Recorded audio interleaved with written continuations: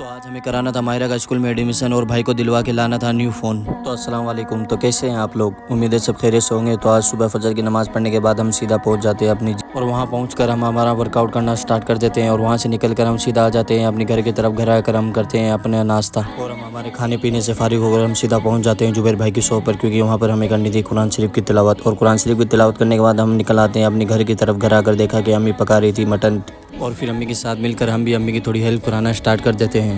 اور وہاں سے نکل کر ہم سیدھا آ جاتے ہیں بینک کی طرف، کیونکہ بینک میں تھا بھائی کو تھوڑا کام، اور اس کام سے فارغ ہونے کے بعد ہم نکل جاتے ہیں سیدھا گولڈن اکیڈمی اسکول کی طرف، کیونکہ ہمیں کروانا تھا آج ماہرہ کا ایڈمیشن۔ اور اسکول کے پرنسپل سے ساری بات چیت کرنے کے بعد ہم نکل آتے ہیں اپنے گھر کی طرف، کیونکہ ہو گیا تھا ہماری ٹیوشن کا وقت، اس لیے ہم سیدھا نکل آتے ہیں۔ اور یہ ہے ہماری اسکول جہاں پر میں نے 10 سال تعلیم حاصل کی تھی اسکول کی۔